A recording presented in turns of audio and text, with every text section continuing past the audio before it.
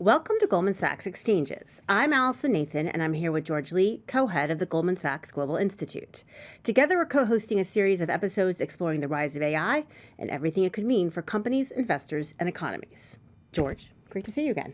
Good to be back. We had a little bit of a hiatus here while I was recovering from knee surgery, but fortunately not much happened in the world of AI over the past few months.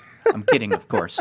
It has been a cavalcade of extraordinary events. And it'd be really fun to talk to our guest about what's shaping the movement right now.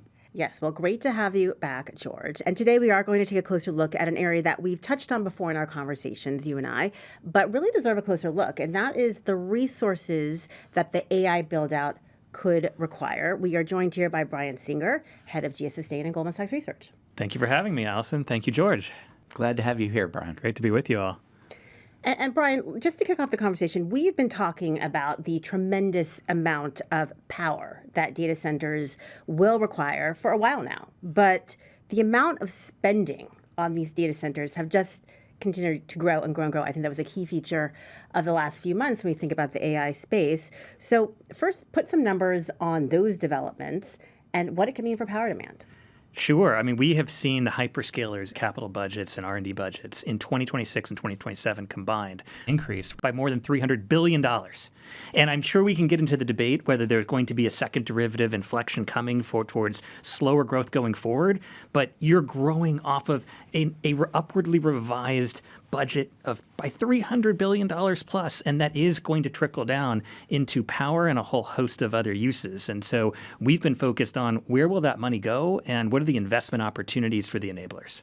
And some of your work, Brian, I noticed you, notwithstanding all of that spend, and there's obviously a lag effect, but you calculate that we remain in a deeply supply-demand imbalanced state, right? Maybe you could talk a little bit about where we stand there. Yeah, that's right. I mean, Allison, you and I go back to the shale revolution, Yes. and arguably before as well, unfortunately or fortunately. And that was a very similar time period where we saw a massive increase in capital spending, followed by a cyclical downturn.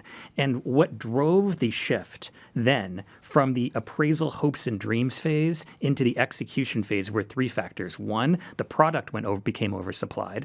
Two, your innovators saw their return on capital erode. And third, the innovators ran out of financial flexibility. You're asking about really the first of those here, which is, are we actually in oversupply?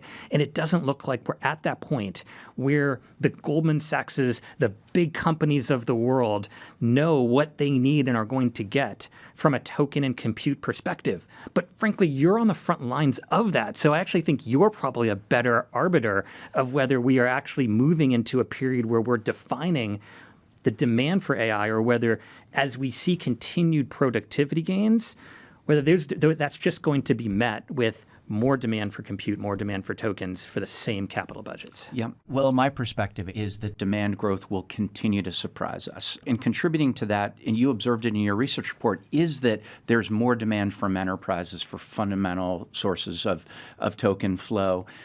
Second, if you just observe the way that these agentic systems work, they are furnaces for tokens. And so you have the straightforward demand of consumers performing inference on chatbots.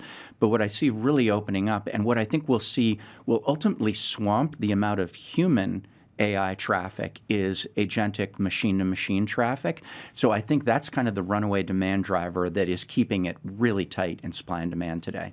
And that's really one of the reasons why we increased our power demand forecasts. We're now assuming about 220% global growth in global AI and broader non-AI data center power demand. 2030 versus 2023, we were at 175% before. To put what that means into perspective, that would be like adding another top 10 consuming country to the mix. It would basically be the number 6 or so on the list of countries consuming power. It's that significant. The reasons for the upward revisions, you highlighted one of them, which is we're starting to assume a bit more energy intensity in inference. And I think there's still a long way that could potentially go. But we've generally thought of inference as a much lower energy intensive period per server.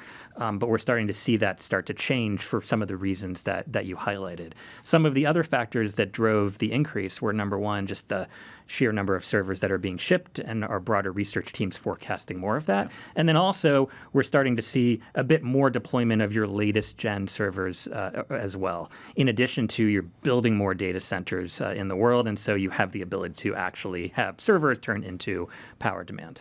If you zoom out a little bit, Brian, you have a really interesting framework that George and I have both taken note of for the factors that could drive or constrain power demand growth amid all of these developments. Talk us through that framework and why you think it's useful. Sure. We think of the 6 Ps that are driving both growth and also potentially constraining growth. Pervasiveness of AI, productivity of models and servers, price of power, policy, parts, and people. And some of these are going to be drivers of growth. Some of these could be constraints to growth. Some of them could actually be both, depending on the time period.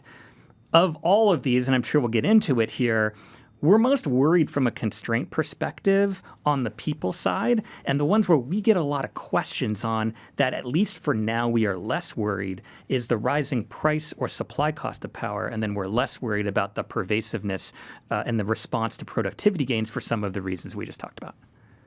This is a fascinating part of your work, which is identifying something that I think is not well understood by the market, which is the human intensity of deploying these solutions. The number of folks we'll need to upgrade grids, the number of people to build data centers, the number of electricians. Maybe double click on that and offer some of the statistics that you often cite there. Yeah, we think we're going to need to see 500,000 new jobs in the U.S. Alone to be able to source the combination of building the generation that's needed to supply power to data centers. That's about 300,000. And then also the grid, the infrastructure that's required for transmission and distribution. That's the other 200,000. Now, that's a big number. We are actually less worried about the bigger of those two, the 300,000, and the ability to supply that. The skill requirements are less. Where we are more concerned about is on the transmission and distribution side, because there, electricians need 4 years of skilling. And if we look today at the number of energy apprentices that are out there in the U.S. today, and it needs to rise significantly. There's about 45,000 energy apprentices. We think that needs to rise by another 20 to 25,000 to be able to be in the mix here to achieve some of the numbers that we're forecasting. We're not saying it's not going to happen. We're just saying that this is the major constraint that we are focused on. And I think it is driving some changes in how we're seeing the hyperscalers and others invest. Because if the grid isn't going to show up for 3 to 5 years, then even if it's a bit less efficient, you're starting to see greater deployment of behind-the-meter solutions. And that may last for a period of time, probably not forever, because grid still seems to be the priority. But it really all kind of comes down to time, parts, and to your question, people, and do we have enough skilled labor? Well, talk to us a little bit more about behind-the-meter solutions. What do those look like? So behind-the-meter solutions are largely but not entirely supplied with natural gas. And there are different types of natural gas generators. There are simple cycle generators and combined cycle generators. The simple cycle generators tend to consume more natural gas per unit of power relative to the combined cycle generators. That makes them a bit less efficient. But if that's all you can get until we see more supply of natural gas combined cycle generators come on, which we would expect around 2029 and into the 2030s, time to market is important. And so is decarbonization for the hyperscalers as well. But in the near term, if you can get that data center online with a less efficient solution, we're starting to see that. And tell me if you're seeing that as well. 100%. And it comes from the fact, I think one of the lesser known or understood dimensions of this whole phenomenon is just how deeply capacity constrained the labs and hyperscalers are today. And so the practicality of meeting that leads you to behind-the-meter solutions. I think it's a persistent demand vector. As you say, it's less efficient. And it is also subject to its own supply chain inertial and gravitational forces, but I would expect you to continue to see it at scale. So on one of your Ps, I would add 3 more Ps, which is policy, one of your Ps. I would add pricing, politics, and populism. Yeah. Talk a little bit about what we're seeing at the state level with data center moratoria and state level legislation, concerns about pricing going up for consumer electricity costs, et cetera. So affordability is a major concern. And we've already seen it in the P that you added, which was politics, and we will likely continue to see that be a concern because no one wants to have to pay more, especially if their demand isn't necessarily the precise cause of it. luckily, there are some ways, and we think we're starting to see some alignment between regulators, policymakers, and industry and the hyperscalers themselves to try to ring fence so the data centers where the hyperscalers are committing on a take or pay basis to whatever it is they say they need built, which means that that should reduce the leakage risk to not necessarily have as much of an impact on affordability for broader customers. There's still more steps that likely need to be taken to ensure that, but at least we see some alignment in trying to get that done. Now, what that could mean, though, is the hyperscalers may be paying more for power. Our view is that is not as big of a concern as some of these other Ps like people.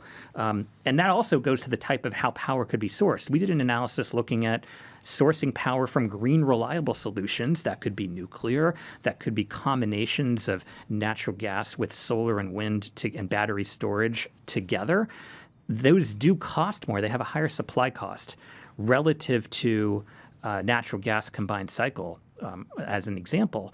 But we think that they can afford it. Not to say that that's where they're only going to go, but we did an analysis saying if those solutions cost $40 per megawatt hour more relative to natural gas combined cycle, and the hyperscalers paid all of that, not just for U.S. power demand from data centers and that growth, but all the global growth coming from data centers, that would only have an impact of about 2.5% on their 2030 EBITDA. It would only impact their already high corporate return on capital, cash return on cash invested by less than 1 percentage point. And so the point we're trying to make is not that they're not going to care about the price, but that is less of the constraint for the hyperscalers, but it is a major issue for the broader populace. But are you seeing any signs that the industry is moving in that direction? I mean, what are the incentives for them to really do that? Well, I think the political side and the kind of NIMBY side is really starting to become louder. And so you've seen companies and you've seen some of the big hyperscalers put out community statements saying, or other statements saying, we are going to pay for the power that we consume. We do not want to let our demand for data and our construction of data centers impact everyday consumer prices. And I think that goes to the point on it does look like there is alignment. Maybe it's just in words, but we do think it'll translate, and it already is translating into action. When you think out, as you have in a lot of your research, to 2030 and beyond, what does the mix of energy resources for AI data centers look like?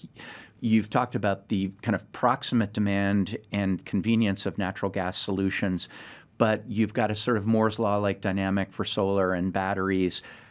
What will the mix look like down the road?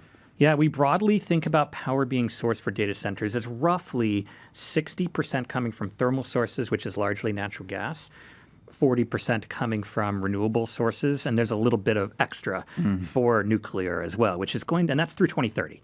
The 2030s could look a lot different, and nuclear is going to play a major role in that, or at least to what degree will we see nuclear be embraced, not just from demothballing some of the plants in the U.S., but also building new small and larger scale reactors.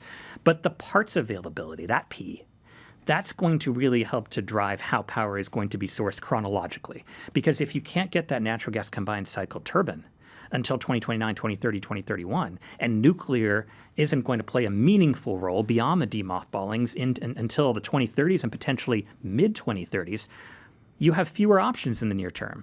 And that could be that behind-the-meter simple cycle natural gas solution. It could also be solar and wind paired with battery storage, paired with natural gas simple cycle to try to create that green reliable solution. Yeah. And again, those come with higher costs, but that doesn't mean that they're not going to be deployed. They come with higher costs, but they also come with very natural leverage on volume and price and innovation curves. And so I think thinking into the 2030s, I agree with you entirely. Nuclear is hopefully going to play a meaningful role. I'm really bullish on solar and battery. I think they're both on a trajectory to be surprising in terms of their efficacy and cost in that period of time. But only time will tell. Yeah, I think sometimes there's the perception that this is all going to be in one basket. And we reject that. To use an improv comedy phrase, we are in a yes and environment here, not a no or environment. But let me just ask a follow-up to both of you because, as you say, the costs are higher, but these companies are, for the most part, extremely profitable. But there is, some concern about the fact that they are eating through a lot of cash for their operations at this point. And I think we're all kind of sort of taking it for granted that they're just going to be able to fund and fund and fund. Is there some limit to that when we have these, views of the future? I mean, yeah, there definitely is a limit. Not sure we're at that point. And not to say it has to equal the analogy that we started talking about with shale back in the 2003 to 2020 period. But at peak, those companies were spending more than 120% of their operating cash flow back into CapEx. The equivalent right now, after this $300 billion upward revision, is in 2026 about 87% for the hyperscalers. 87% of their operating cash flow plus R&D is being redeployed back into CapEx and R&D. And yes, that's been on a steady move up. And also, yes, there are a couple that are meaningfully higher than that that are outliers, and investors have responded to that and have noticed that. But that's the free cash flow picture. That doesn't speak to the balance sheet side of the equation. There is minimal net debt to EBITDA currently on books. And so, yes, we're starting to see debt issuance, which is a relatively new thing because these have been free cash machines. But that doesn't mean that balance sheets today are being stretched. So we would not call the hyperscalers financially inflexible, but they're not the only ones that are part of the AI investing machine here. And so they may be in the best place because of their legacy businesses, but it's fair to not only reflect on the hyperscalers getting closer to 100%, but also that there are some that are undercapitalized relative to them. Also, to that point, I would underscore something you said earlier, which is the amount of investment in energy and electricity cost relative to the other costs of constructing a data center is relatively low. And so I don't think a price sensitivity there will be hugely determinative. And you rightly characterize how much financial capacity the hyperscalers and other industry participants have.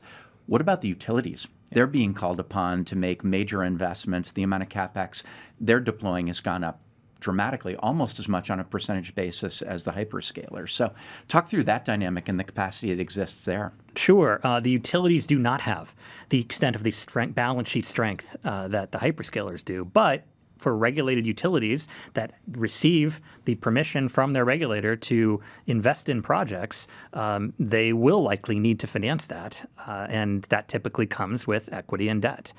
So the utilities are in a much different place where they will likely be needing to tap the capital markets. And so the investors will look and say, is this a viable project with a viable contract, assuming this is unregulated? Or for the regulated utilities that have that approval, it will be their ability to execute.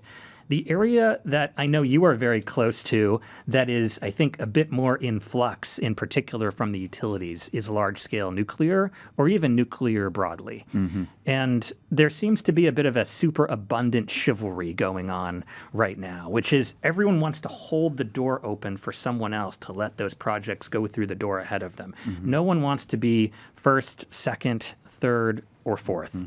Mm-hmm. Some of that is technology driven of can we actually benefit from others improving and innovating technology before we have to do it ourselves. Some of it is nuclear hasn't necessarily always gone well and hasn't been done a lot in the U.S. over the last 15, 20, 30 years. And so there's a hesitation to be putting long-term or putting capital to work where you wouldn't necessarily get those revenues for a period of time. Absolutely right. Fascinating stuff. Thank you so much for joining us, Brian. Thanks, Allison. Thanks, George. Great to have you. And, Allison, I'm a huge admirer of Brian's work because these are very fast-moving phenomena, as we've been talking about. Brian's very grounded analytical frameworks, I just think, have been extremely valuable. So I commend the work. I thank you for it. And thank you for being here today. Thank you for having me. This episode of Goldman Sachs Exchanges was recorded on Tuesday, March 3rd. I'm Allison Nathan. Thanks for listening. The opinions and views expressed herein are as of the date of publication, subject to change without notice, and may not necessarily reflect the institutional views of Goldman Sachs or its affiliates. The material provided is intended for informational purposes only and does not constitute investment advice, a recommendation from any Goldman Sachs entity to take any particular action, or an offer or solicitation to purchase or sell any securities or financial products. This material may contain forward-looking statements. Past performance is not indicative of future results. Neither Goldman Sachs nor any of its affiliates make any representations or warranties, expressed or implied, as to the accuracy or completeness of the statements or information contained herein, and disclaim any liability whatsoever for reliance on such information for any purpose. Each name of a third-party organization mentioned is the property of the company to which it relates, is used here strictly for informational and identification purposes only, and is not used to imply any ownership or license rights between any such company and Goldman Sachs. A transcript is provided for convenience and may differ from the original video or audio content. Goldman Sachs is not responsible for any errors in the transcript. This material should not be copied, distributed, published, or reproduced in whole or in part, or disclosed by any recipient to any other person without the express written consent of Goldman Sachs. Disclosures applicable to research with respect to issuers, if any, mentioned herein are available through your Goldman Sachs representative or at www.gs.com/research/hedge.html. Goldman Sachs does not endorse any candidate or any political party. Copyright 2026 Goldman Sachs. All rights reserved.